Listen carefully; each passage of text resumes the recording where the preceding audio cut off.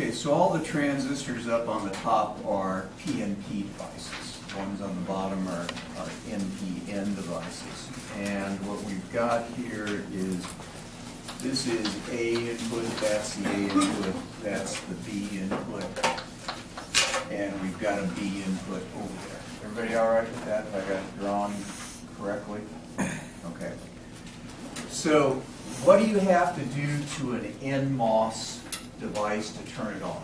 Gate to source voltage should be what? 0.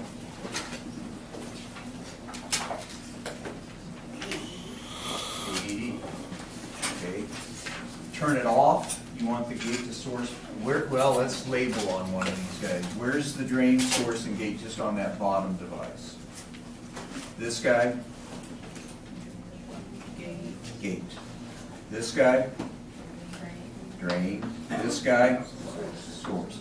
Let's take a PNP. This guy is what? Source. This guy? Drain. This guy? Gate. Okay, now, just so we can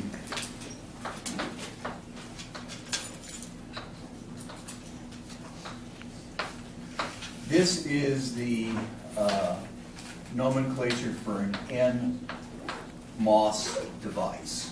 Okay. This guy here, and I kind of like it in a way because it's showing that between the drain and the source, there's absolutely no connection, right? I mean, there's no physical path there. So unless you apply a voltage over here with respect to the source, this guy doesn't come on. The way it's fabricated is that, so here's an N material, here's a P material, here's another N material, and then down in here is another N material. That's why this guy here is shown being connected to ground. You're going to put a whole bunch of these guys together, correct? And so they isolate the various transistors with an N stage, or they kind of put the whole thing into a setup like this. So this is called the substrate.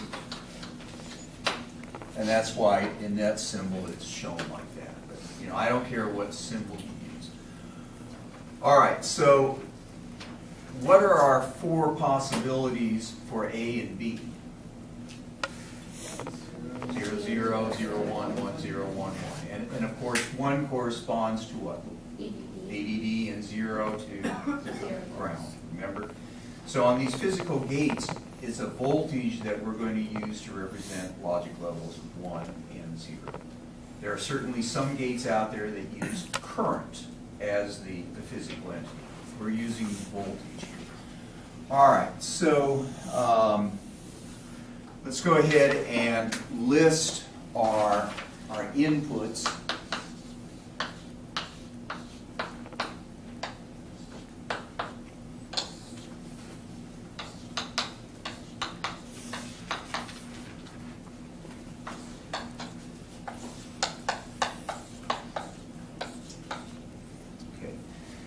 So tell me, for 0, 0 going in, what about Q1 and Q2? Take a look at, well, let's do it this way. Let's take a look at Q4. What's Q4 doing? What's its gate voltage? 0. What's its source voltage? So what is Q4? Off. Okay. So this is off. So we would represent that by an open circuit. Okay, infinite resistance there. Now it's a little tougher to think of what's going on with Q3. What voltage is at its gate? 0. What voltage is it at its source? 0. Because we got that big open circuit there, there's certainly no voltage potential there. It's an open circuit, you understand?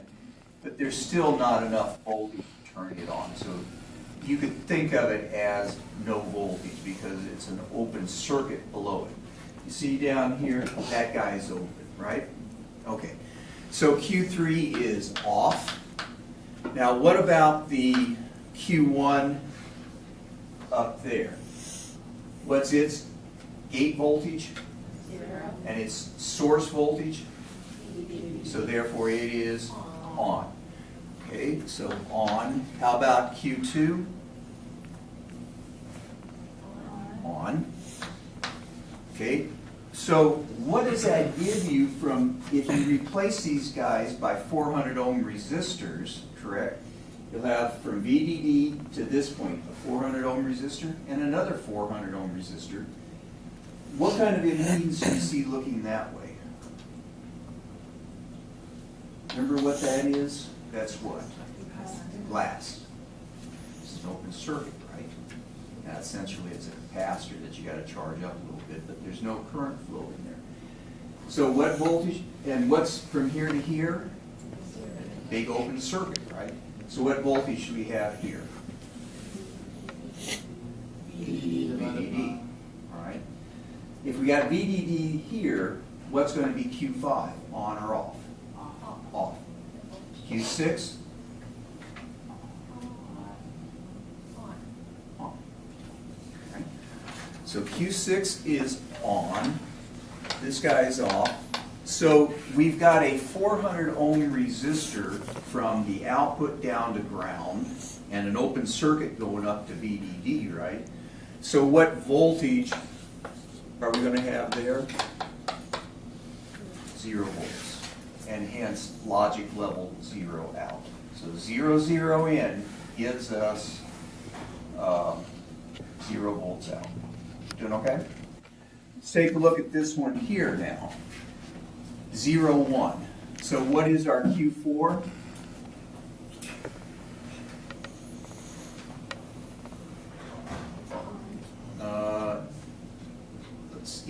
Q4 is on. Okay, so you would replace that with what? 400 ohm resistor. How about Q3 now? What voltage is at its gate? 0. What voltage is at its source? It's got a 400 ohm resistor to ground, so it is, so what's its gate to source voltage? 0. 0. Therefore it is off. Okay? So do you see that it's an open circuit then? This guy's an open circuit, here's a 400 ohm, who cares? You got an open circuit down to here. What about this one here? We got 0 here, so this one is going to be on, right? This one's going to be, got 1 volt here, or 1 logic level 1 VDD, so the gate, source to gate voltage is 0. 5 volts minus 5 volts, 0. So Q2 is off. This guy is on. When they are on, you're replacing them with what? 400 ohm resistors. So what voltage is going to be at this point right here? VDD. Therefore, what's going to happen over here? Exactly the same thing as what we just had, correct? And so it's going to be, this guy's an open, this guy's going to be a short. So we're going to have off, on, 0 volts, logic level 0. Well, I think you can see that for a 1, 0, the opposite is going to happen here. This guy's going to be off, on, off, and over here, off, or off, on, again, 0 volts. Now let's go with a 1, 1 there on the A and the B. So this guy is going to be what? On, right? How about, so if we turn this one on, we're going to have a 400 ohm resistor down here. Now we've got 5 volts here, ground here because through the 400 ohm resistor, this guy is going to be on. These two guys are going to be off. Let's see. So are they on or off? Say it again. Off. Okay. 5 volts, VDD, gate, source gate voltage is going to be 0. So on, off, oh, wait a minute, that was 1 and 2 right there. So off, on. So what voltage does that give you at this center point here? 0, because we've got infinite going up that way, 400 ohms, plus 400 ohms going down here, 800 ohms, gives us 0 volts. And so this guy, Q5 is going to be on, this guy is going to be off. You've got a logic level 1 there, or actually have VDD for a logic level 1. So looking at that, what kind of a gate have we made? An AND gate.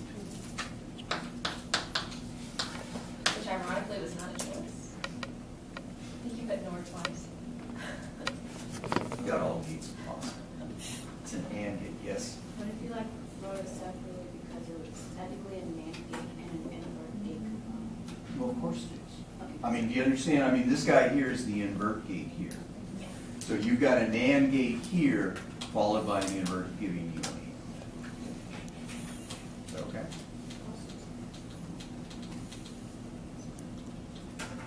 Easy enough? So I expect you to be able to do any kind of gate that I put together. OR gate, NOR gate, NOT gate, AND gate, NAND gate, exclusive OR, doesn't matter. You'll be able to figure out how to analyze. Okay, questions on that? Any question on the counter? Yes. Okay.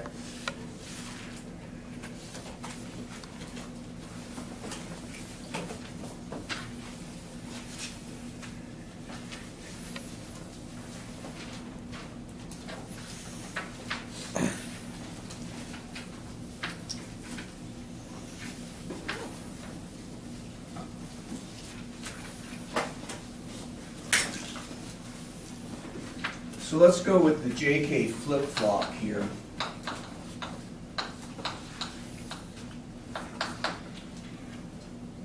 They're always clocked on something. Could be rising edge, falling edge.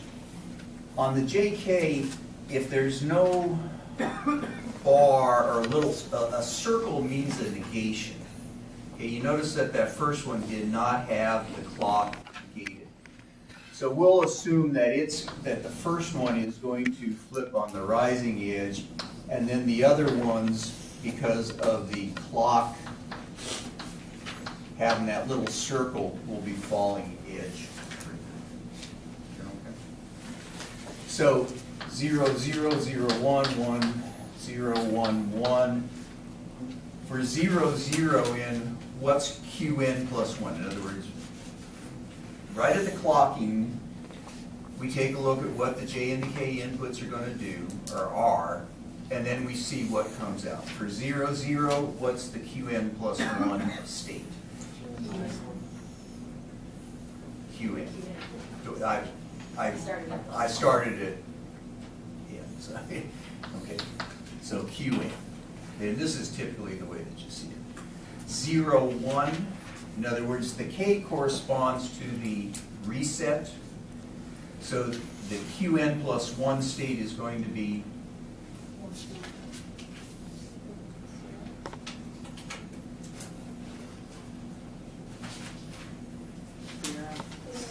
0. Okay. J corresponds to set. K corresponds to reset. So a 1, 0 coming in gives us what? A 1. And a 1, 1 coming in is a toggle situation. So whatever it was, it flops over to the opposite. So it's whatever it was, and then the opposite of that. Is that okay? All right. So let's take a look at these guys. So you notice that the J's and the K's are what? They're tied on every last one of them. They're tied high, correct? And so we've got a clock coming in here.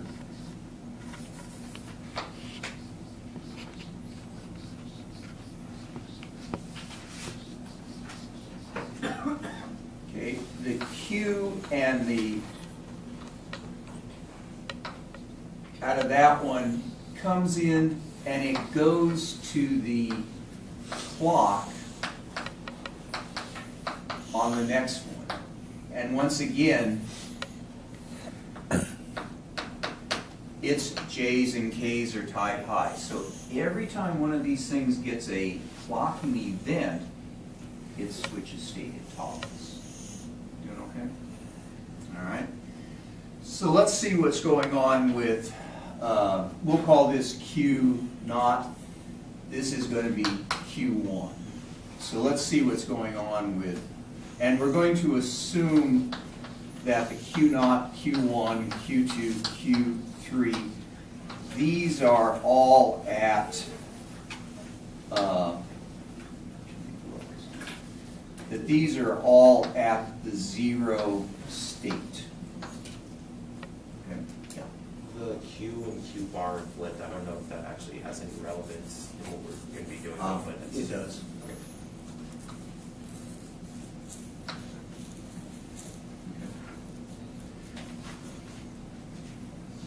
So let's take a look. The clocking event for this guy is that rising edge there. Okay, so it was a 0, what's it going to go to? It goes to a 1. How long will it stay a 1? Till its next clocking event, which happens to be here. And do you see what's going on with this? It's doing that. I hesitate to do this, but I'm going to anyway.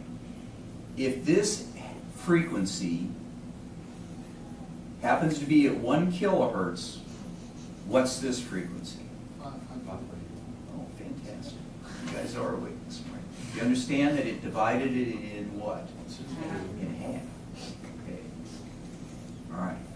So 1 kilohertz, 500 hertz.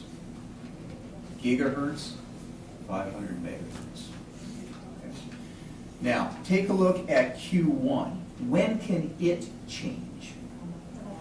On the falling edge of Q naught, because that's the clocking event to it. Okay, so it's can't do anything until it gets there. It was a 0, what's it going to do?